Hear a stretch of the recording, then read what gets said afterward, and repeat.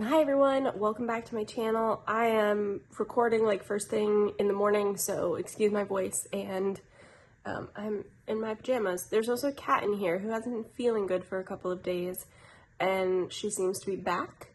She has the zooms. So I'm gonna try to edit out any noise of her playing in the paper, but if you hear it, that's what that is. And she can have some joy because, like I said, I don't think she's been feeling great. I am here to talk about the new Danessa Myricks Yummy Skin Concealer. This is the most recent product in the Yummy Skin line. I've been really pleased with Danessa Myricks' brand overall. So I have everything in the complexion Yummy Skin range. The concealer is brand new. It is called the Lift and Flex Hydrating Concealer. It has hyaluronic acid and caffeine, so it's meant to be good for the under eye skin, and medium to full coverage. And then the big thing is it's supposed to, why it's called the Lift and Flex, is it's supposed to move with your skin. So less creasing, all of that. And then it also claims to have a soft matte finish. I got the shade 6, and I'm going to swatch it next to two of the other complexion products, which I'm going to use one of today.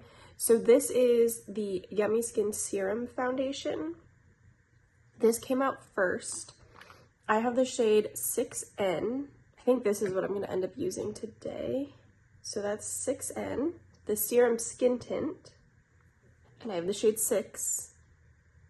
So that's the skin tint in 6. So you can see that there is a difference between the foundation and the skin tint as far as shade. And then I have the concealer in 6. So that's the concealer in shade 6. The website suggested that if I was 6 in the Yummy Skin, I would want 5 in the concealer.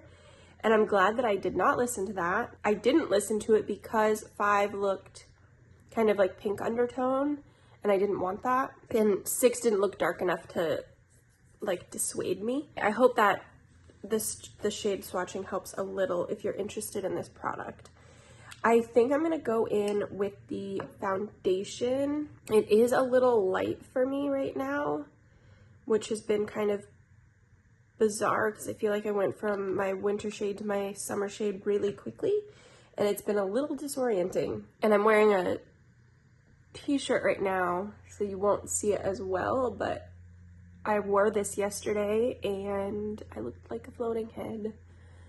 Some of that can be fixed with more bronzer, so that's the plan for today. So with this foundation, in case you've never used it before, you really don't need very much. It's looking a little bad on my skin right now, and that's my fault because I know better. I should have used a sponge for this, and I could have done at least like one more hydrating layer underneath. However, patting it in with a sponge is going to help a lot. It will stand up to the heat fairly well for me because it's kind of matte.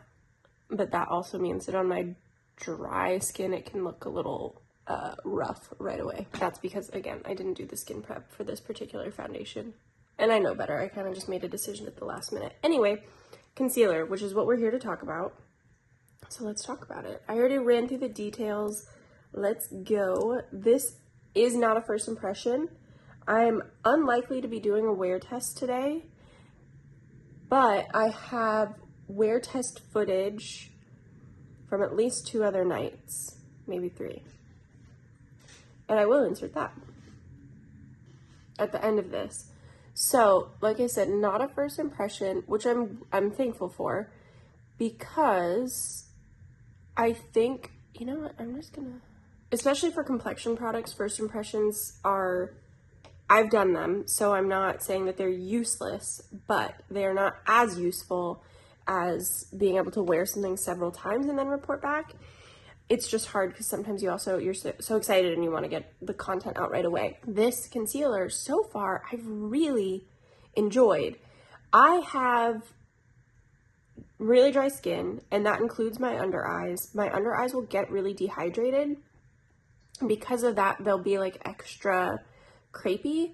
I also have really bad eye allergies, so my eyes are frequently in the morning. There's just like, I don't know, they just did not look good. The allergies make them more dry and sensitive. You can see, like, I have a naturally like this like fold right here, And that's not the same as my, like, you know, fine lines and stuff. That fold has always been there, but it means that concealer will gather there.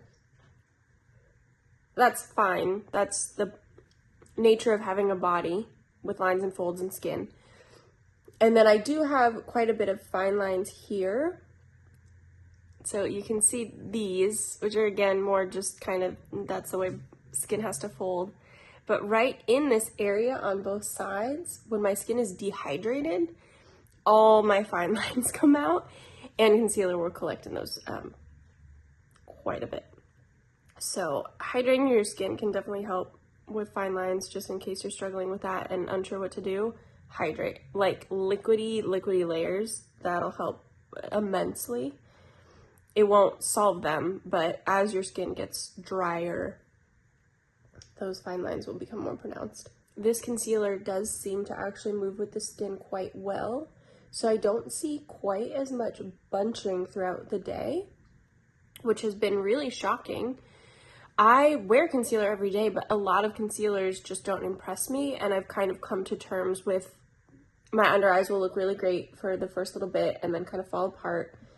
Powdering is kind of hit or miss because my dry skin means that kind of will suck the moisture out, so then it can look really crepey. It doesn't crease the same way, but it looks drier, which isn't necessarily more or less flattering. It's just like differently unflattering to me. This has been doing really well for me so far. The wear test footage you're gonna see, it will, because I don't think, you know what, I'll build it up. I don't usually build it up, so this will be a first time for that. And if I don't film a wear test, I can still report in the comments or whatever, or the description box. But the way that this concealer fades on me is fairly graceful. And so even if I can see my discoloration again by the end of the night, it doesn't look really like bunchy and dry and whatever. It kind of just looks like it's gotten more see-through. And that, to me, is a win.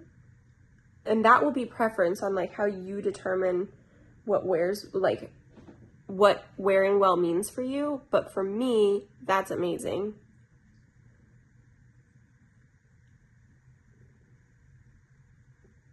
In another wear test, I didn't powder at all, and my mascara transferred like crazy. That is a little bit, so when you don't powder your concealer, that is something that may happen if you're prone to it. Your mascara will melt onto your under eye. I am someone who's very prone to that happening to me for whatever reason. And then that mascara that I was wearing, it's old, it's like drying out, and I'm just trying to get the last life of it.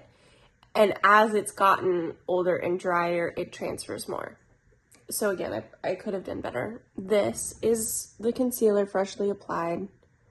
And I hope you can see that it does just, like, it's gonna bunch a little in this big fold, but it still looks quite smooth. I don't think I agree that it's a soft matte finish. I'm not sure if you can see this shine on camera, but I wouldn't call that soft matte. It's a natural finish at best. Like, it looks like skin, but it looks like hydrated skin. It doesn't look like matte skin. And then everywhere else I put it, I think it just blended in really well. I like this shade for me because it's a little bit more of a skin tone shade as opposed to a brightening shade. That works really nice, I think. So far, like I said, I think this is my 4th wear of it, and I've been really pleasantly surprised with it. It's definitely like up there. Ranking concealers would be really, really hard for me, but it's definitely up there. I would say like top 10 already. My Natasha Denona High Glam is also one of my like top concealers right now. That stupid Chanel pot concealer. So it's in good company, I guess is what I'm trying to say. It's, like I said, doing really, really well. I think I'm gonna powder one side of it today just to get like a better feel of how powdering it works. The first time I powdered it with this NARS powder, which is so old. The light reflecting setting powder, this, which is kind of like I think it's like a silica powder. It's a very strange powder, and I do like it, but I just don't know if I should have set it with that. So today I will set it with the Givenchy powder, just to see, and I'll set this side. I will briefly pat that out again. and then just press.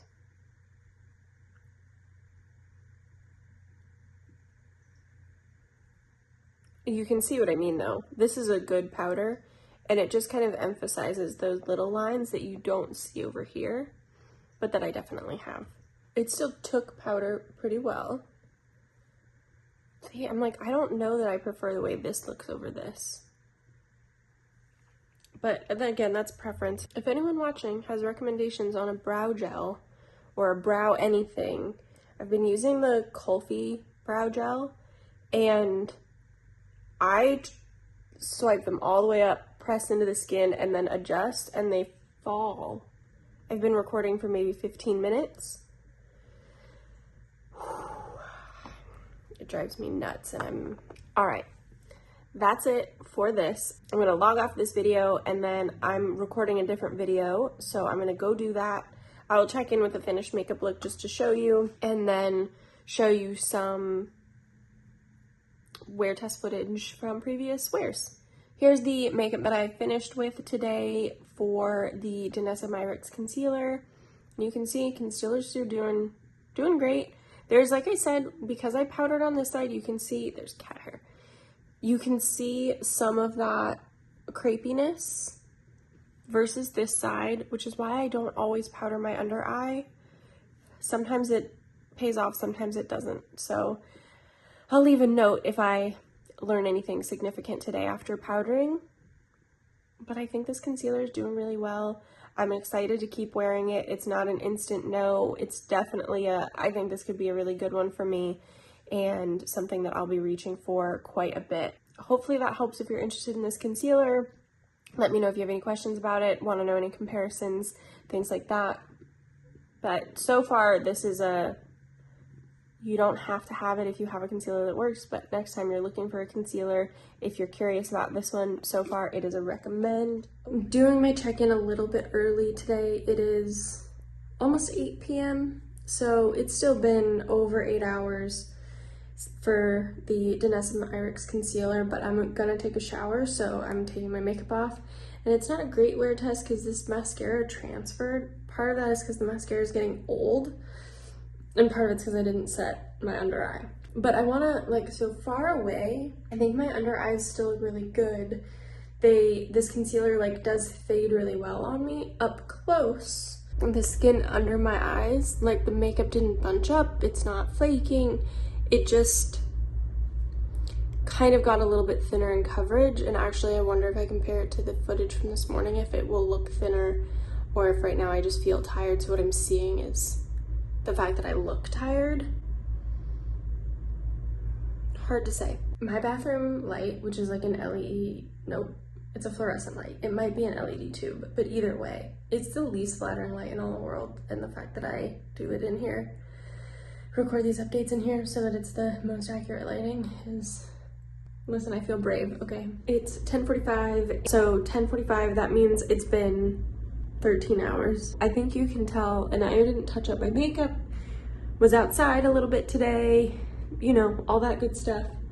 And it wore so well under my eyes, and I have pretty, you know, deep creases that I also put my concealer over.